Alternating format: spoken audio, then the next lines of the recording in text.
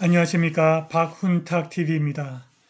러시아가 미국을 핵으로 선제 타격할 수 있습니다. 구독, 좋아요, 알람 설정 부탁드립니다.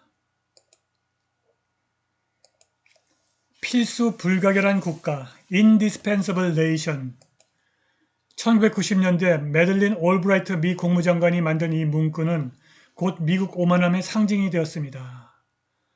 우크라이나에서 교착 상태에 빠진 전쟁, 중동에서 펼쳐지는 두 번째 잔혹한 갈등, 국내의 정치적 기능 장애에도 불구하고 바이든이 올브라이트의 이 거만한 주장을 되살렸습니다. 그는 최근 대국민 연설에서 올브라이트의 이 말을 인용하면서 우리는 없어서는 안 될 국가라고 선언했습니다. 미국이 필수 불가결한 국가라는 주장은 탈냉전 시대의 유물입니다.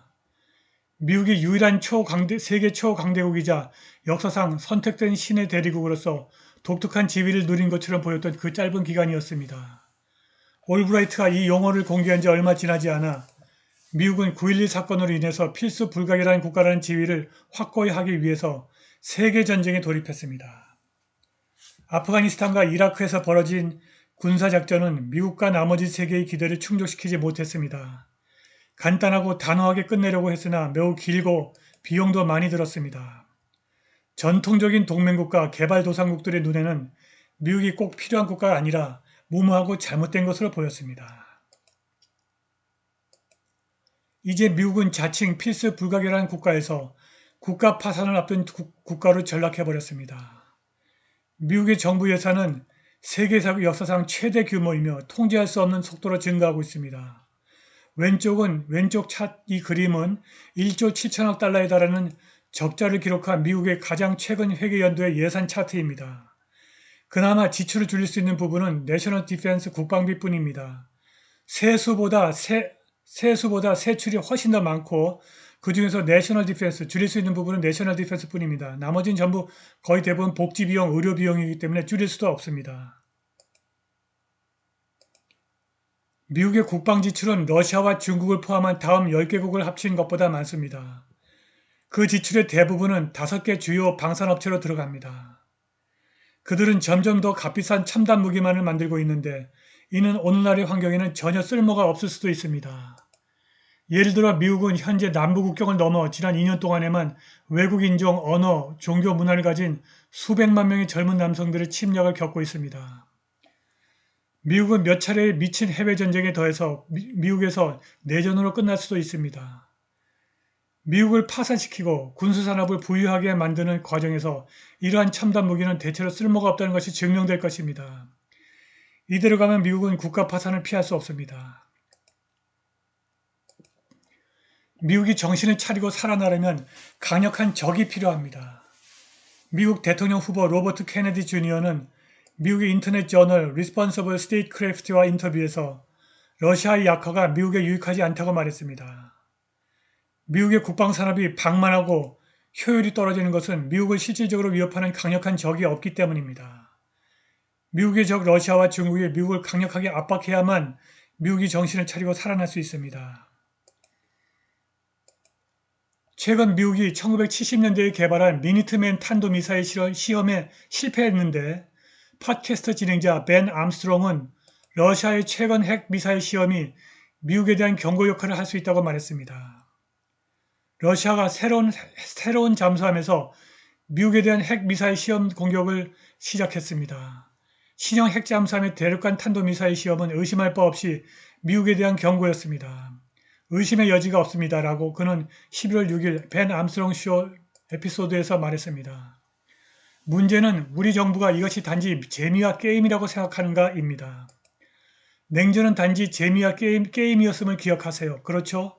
그들이 러시아 대통령 블라디미르 푸틴이 우리에게 제기하는 위협보다 냉전을 훨씬 더 심각하게 받아들인다는 것이 재미있습니다라고 암스트롱이 말했습니다. 뉴 아메리칸 저널의 기자 암스트롱은 이렇게 말했습니다. 사람들은 쿠바 미사일 위기에서 정말 놀랐습니다. 하지만 여기에 수천 배나 더 나쁜 것이 있습니다. 이제 우리는 실제 작동하는 전쟁 속에 있습니다. 그런 다음 암스트롱은 ICBM 영상과 함께 발사에 관한 AP통신의 기사를 보여주었습니다. AP통신 보도에 따르면 러시아군은 지난 11월 5일 핵탄두를 탑재하도록 설계된 미사일 발사에 성공했습니다. 이러한 긴장에 더해서 푸틴은 지난주 러시아가 미국과의 동등성을 확립하기 위해서 글로벌 핵실험 금지 비준을 취소하는 법안에 서명했습니다. 러시아 국방부는 성명을 통해서 황제 알렉산드르 3세 전략 미사일 순양함이 러시아 북부 백해 해저에서 블라바 미사일을 발사해서 극동 캄차카 지역 목표물을 타격했다고 보도했습니다. 황제 알렉산드 3세는 16기의 블라바 미사일을 탑재한 새로운 보레이급 핵잠수함 중 하나이며 향후 수십 년 동안 국가 핵전력의 핵심 해군 구성 요소로 사용될 예정입니다. 암스트롱은 실제로 제3차 세계대전이 이미 시작되었다고 말했습니다. 러시아는 이미 미국에 핵무기를 투하하겠다고 위협하고 있으며 해저에서 정기적인 미사일 시험을 하고 있습니다. 그는 이것이 바로 러시아가 어떻게 할 것인지 경고했던 방식 그대로라고 덧붙였습니다. 암스트롱은 5월 30일 벤 암스트롱 쇼 에피소드에서 러시아는 선제적으로 미국을 핵무기로 공격할 것이라고 말했습니다. 그는 미국인들이 러시아가 미국의 핵공격을 감행할 능력이 없다고 생각한 것이 재미있다고 말했습니다. 암스트롱은 쿠바 미사일 위기 당시와 비교하면 미국이 이제 핵무기 피격에 훨씬 더 가까워졌다고 말했습니다. 암스트롱은 미국이 러시아의 선제 공격에 대응하지 못할 것이라고 생각합니다. 그는 러시아의 기습 공격은 바다에서 미사일을 발사하는 잠수함에서 나올 가능성이 높다고 말했습니다. 그는 러시아가 몇 초 만에 목표물을 타격할 수 있는 극초음속 미사일을 보유하고 있다고 언급했습니다. 그는 러시아는 핵무기로 모든 사람을 말살할 수 있는 나라이다. 그들이 필요로 하는 전부는 최고 중의 최고 핵무기이다. 그것이 그들이 미국을 위해서 필요로 하는 전부라고 말했습니다. 암스트롱은 그들은 미국에게 할 준비가 되어 있다고 말한 것과 정확하게 일치하는 테스트를 실행하고 있으며 미국을 위협하기 위해서 그렇게 하고 있다. 이것은 정말로 미국에 대한 공격을 위한 시험이다. 러시아는 이것이 미국에 대한 시험적인 선제 공격임을 미국이 알기를 원한다고 말했습니다. 그는 또한 러시아가 마하 7에서 9로 이동할 수 있는 미사일을 보유하고 있지만 미국은 러시아에 그런 미사일이 없다고 믿고 있다고 지적했습니다. 방어는 없을 것이다. 우리는 러시아가 미국에 사용하겠다고 말하는 무기를 막을 수 없다면서 암스트롱은 러시아가 이런 종류의 테스트를 한다면 미국에 통보하지 않을 것이라고 말했습니다. 그에 따르면 모스크바는 미국 군사령부가 첫 번째 핵공격에 얼마나 빠르게 반응하는지 주목하고 있습니다. 러시아가 미국이 정신을 차리게 하려고 핵으로 선제 타격을 할 가능성이 증가하고 있습니다. 미국은 러시아의 선제 핵공격을 방어할 수 없고 보복할 능력도 없습니다. 미국의 미사일은 러시아의 방공 시스템을 통과할 수 없습니다. 오늘 방송은 여기까지입니다. 감사합니다.